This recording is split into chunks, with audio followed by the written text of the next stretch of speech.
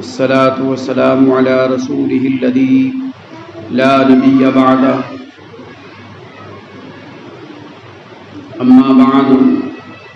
فأعوذ بالله من الشيطان الرجيم بسم الله الرحمن الرحيم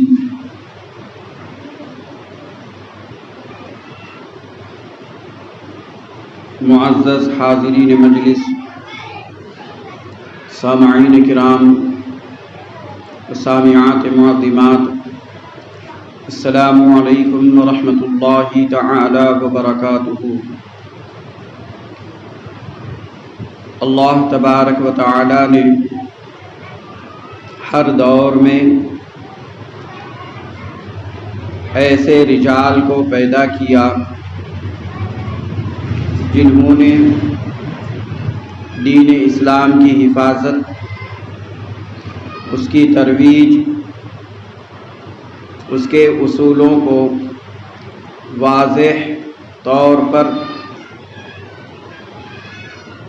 بیان کرنے میں بے مثل خدمات سر انجام دی۔ انہی میں سے ایک ایسی عظیم الشان ہستی جن کو دنیا امام اعظم ابو حنیفہ رحمہ اللہ تعالی علیہ کے نام سے جانتی ہے، مگر افسوس کہ بہت کم لوگ جانتے ہیں کہ آپ کا اصل نام نعمان بن ثابت تھا۔ یہی معاملہ حضرت سیدنا ابو بکر صدیق رضی اللہ تعالی عنہ کے ساتھ ہے۔ آپ کا اصل نام عبداللہ بن قحافہ تھا، لیکن آپ اپنے لقب ابو بکر سے معروف ہوئے۔ اس کی وجہ یہ ہے کہ آپ ایمان میں سب سے پہلے تھے،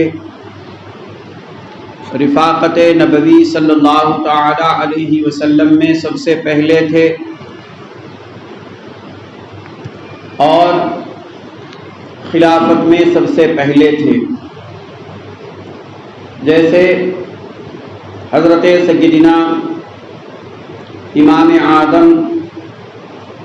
ابو حنیفہ رحمہ اللہ تعالی علیہ اجتہاد میں سب سے پہلے تھے، قیاس میں سب سے پہلے تھے، استنباط میں سب سے پہلے تھے، اور اسلامی فقہ کی تدوین کرنے میں سب سے پہلے تھے۔ جیسا کہ حضرت سیدنا ابو بکر صدیق رضی اللہ تعالی عنہ اسلام کی بنیاد کو سب سے پہلے تسلیم کیا، اسی طرح امام اعظم ابو حنیفہ رحمہ اللہ تعالی علیہ نے فقہ کے اصولوں کو سب سے پہلے مرتب کیا۔ یہی وجہ ہے کہ دنیا حضرت ابو بکر کو تو جانتی ہے، لیکن حضرت سیدنا عبداللہ بن قحافہ کو بہت کم لوگ جانتے ہیں۔ دنیا ابو حنیفہ کو جانتی ہے، لیکن نعمان بن ثابت کو بہت کم لوگ جانتے ہیں۔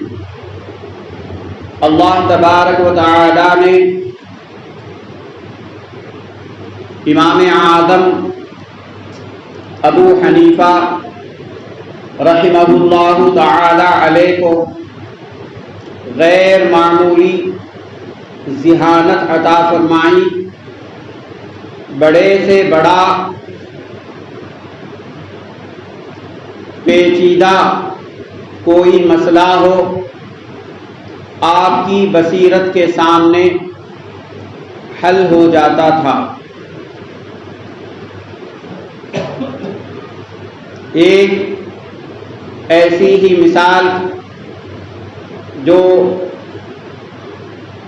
جس پر آپ کا ایک فتویٰ ہے، اور یہ فتویٰ فقہ میں اجتہاد کی عظمت کا ثبوت دیتا ہے۔ عزیزان محترم، کوفہ کے قریب ایک حاملہ عورت جس کے پیٹ میں بچہ تھا وہ فوت ہو گئی۔ لوگوں نے اسے دفن کر دیا۔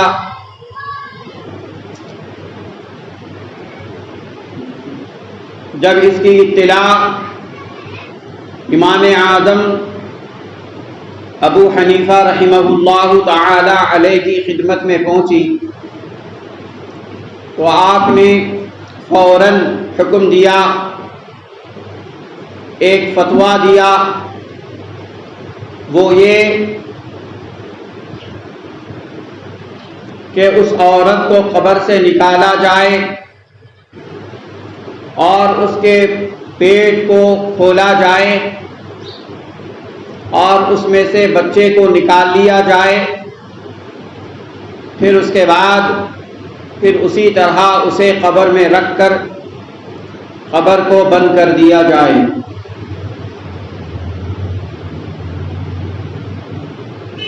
لوگوں نے ایسا ہی کیا۔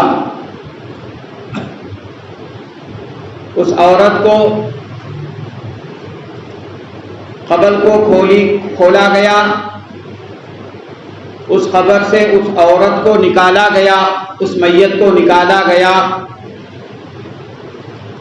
پھر اس کے پیٹ کو کھولا گیا، پھر اس میں سے بچے کو نکالا گیا اور وہ بچہ زندہ پایا گیا، اس نے زندگی پائی، یہاں تک کہ وہ شہر کوفہ کا قاضی بنا۔ یہ جو واقعہ ہوا اس کے بعد لوگوں میں باتیں چلنے لگی کہ امام اعظم نے قبر کھولنے کا حکم دیا ہے، اور پھر اس پر یہ کہ ایک مردہ انسان کو کاٹنے کا حکم دیا ہے۔ لوگوں نے کہا کہ ایک مرتبہ دفن کرنے کے بعد کھولنا، پھر دوبارہ سے اسے کھولنا منع ہے۔ لوگوں نے کہا کہ مردہ چاہے مرد ہو یا عورت، میت کو مسلح کرنا یعنی کچل دینا اس کی تحقیر ہے، اس کی توہین ہے، اور نبی پاک صاحب لولاک صلی اللہ تعالی علیہ وسلم نے میت کو کچلنے سے منع کیا ہے، مسلح کرنے سے منع کیا ہے۔ اس طرح کی باتیں چلنے لگی۔ ہوتے کرتے امام اعظم ابو حنیفہ رحمۃ اللہ تعالی علیہ کے پاس گردش کرتی ہوئی یہ باتیں پہنچی تو آپ نے فرمایا کہ مجھے یہ بتاؤ کہ اگر کہیں کنویں میں زندہ آدمی گر جائے تو کیا تم اسے بچانے کے لیے اس کنویں کو دوبارہ نہیں کھودو گے؟ جب ایک زندہ انسان کو اس کی زندگی بچانے کے لیے زمین پر دوبارہ کھولا جا سکتا ہے تو ایک معصوم بچے کی جان بچانے کے لیے قبر کو کیوں نہیں کھولا جا سکتا؟ اس کے بعد امام اعظم ابو حنیفہ رحمۃ اللہ تعالی علیہ نے فرمایا، نبی رحمت صلی اللہ تعالی علیہ وسلم کی اس حدیث کو پڑھو اور غور کرو، اس حدیث میں ممانعت کس وجہ سے آئی ہے؟ اس حدیث میں ممانعت آئی ہے کہ میت کو اس وجہ سے نہ مسلا جائے، نہ کچلا جائے کہ اس میں میت کی تحقیر اور میت کی توہین اور دشمنی نکالنا مقصود نہ ہو، کیونکہ دور جہالت میں یہ عادت تھی لوگوں کی، جب دشمن کو قتل کر دیتے تو ساتھ ہی اس کو مسئلہ بھی کرتے تھے، اونٹوں اور گھوڑوں کے ٹانکوں سے اسے کندل بھی دیتے تھے اور اسے ریزہ ریزہ کر دیتے تھے، اس کی گردن کو نکال لیتے تھے، اس کے سر کو گردن سے نکال لیتے تھے۔ امام اعظم نے فرمایا،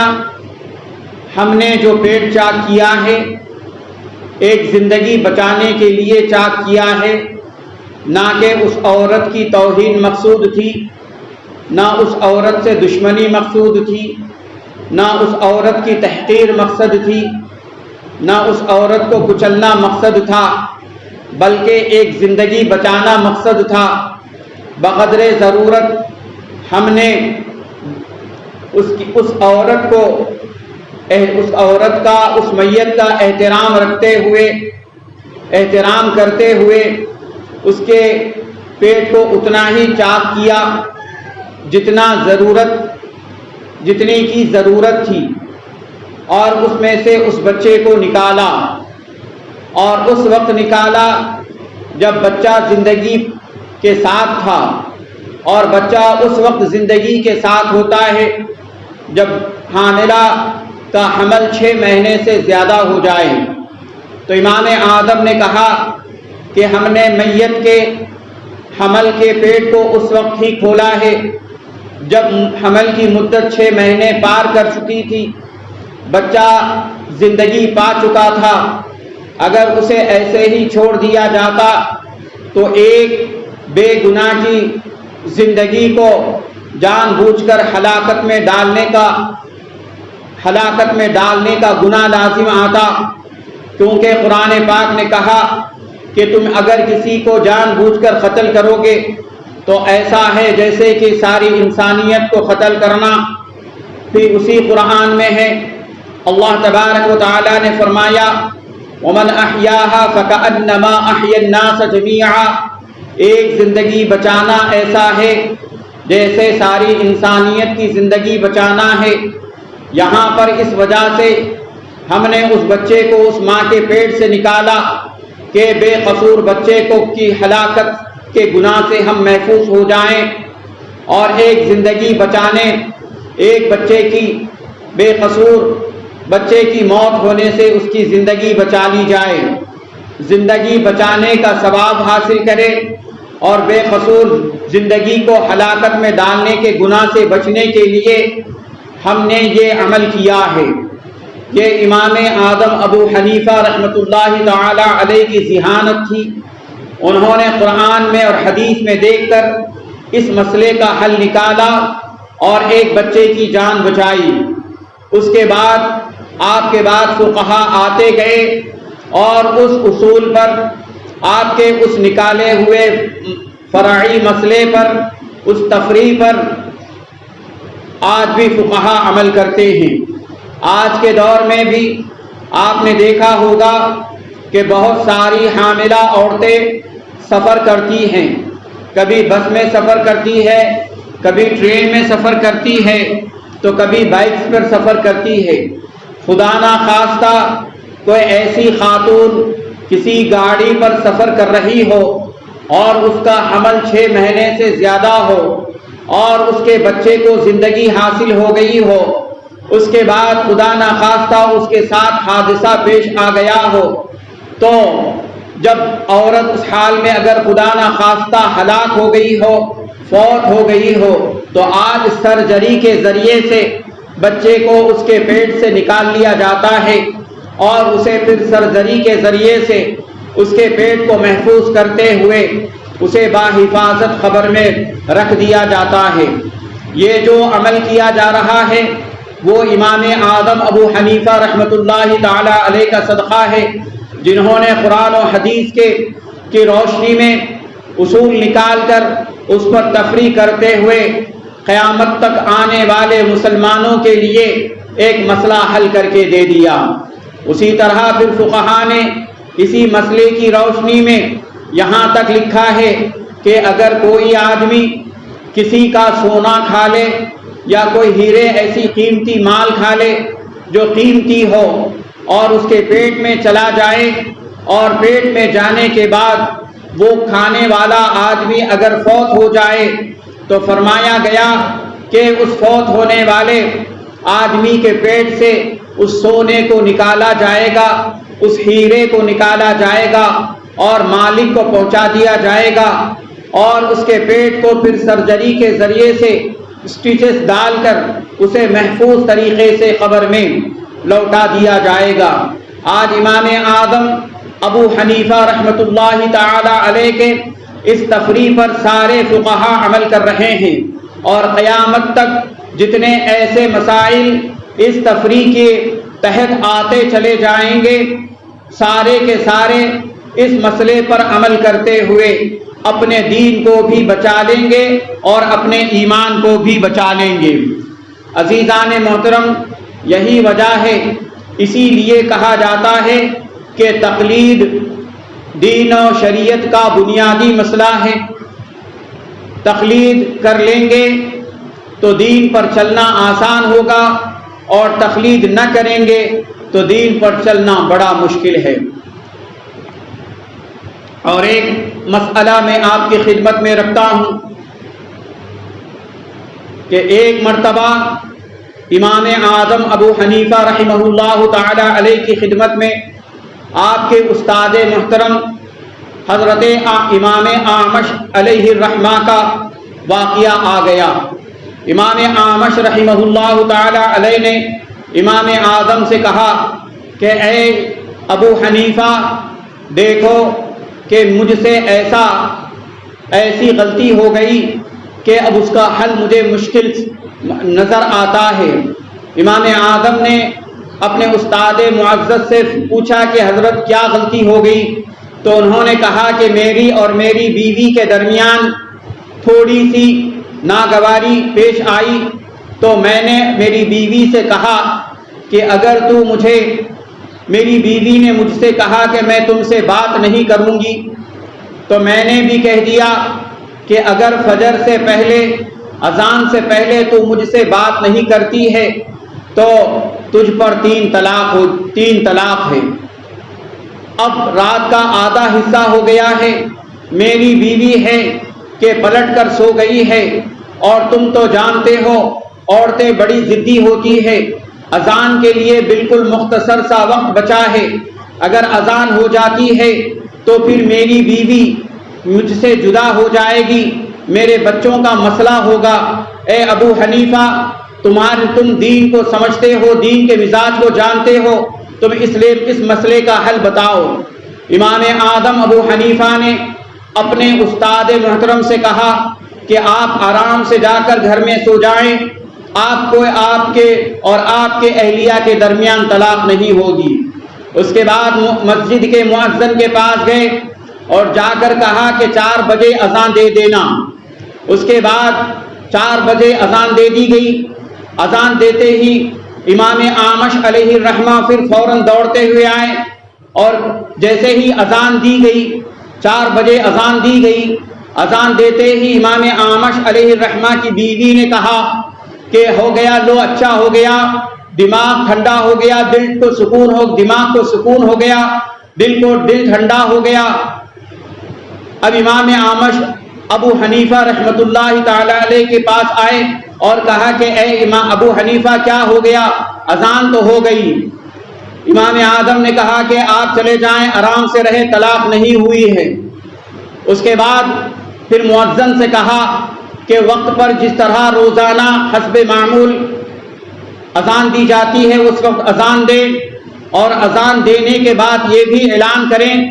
کہ صبح میں جو پہلی اذان دی گئی تھی وہ وقت پر نہیں دی گئی تھی بلکہ بھول کر دے دی گئی تھی، اب یہ وقت پر آئے ہیں اور آ کر اذان دیا۔ اذان دینے کے بعد ساتھ میں یہ بھی اعلان کر دیا کہ جو پہلی اذان دی گئی تھی وہ وقت سے پہلے دی گئی تھی اور وہ اذان فجر کی اذان نہیں ہوتی۔ اس پر امام اعمش علیہ الرحمہ کی بیوی نے کہا کہ یہ مسئلے کا حل ہو نہ ہو تمہیں ابو حنیفہ نے بتایا ہوگا۔ امام اعمش نے کہا کہ تجھے کیسے معلوم کہ ابو حنیفہ نے اس مسئلے کا حل بتایا ہے؟ تو امام اعمش کی بیوی بھی جانتی تھی کہ امام اعظم ابو حنیفہ رحمہ اللہ تعالی علیہ وقت کے سب سے بڑے فقیہ اعظم تھے۔ اس طرح امام اعظم ابو حنیفہ رحمہ اللہ تعالی علیہ جہاں پر بہت بڑے ذہین تھے، غیر معمولی ذہین تھے، اور جہاں پر سب سے بڑے فقیہ اعظم بھی تھے۔ تو عزیزان محترم، ہم لوگ امام اعظم ابو حنیفہ رحمۃ اللہ تعالی علیہ کے فقہ پر عمل کرتے ہیں۔ جو کسی امام کے فقہ پر عمل کرتا ہے اسے مقلد کہتے ہیں۔ وآخر دعوانا الحمد للہ رب العالمین۔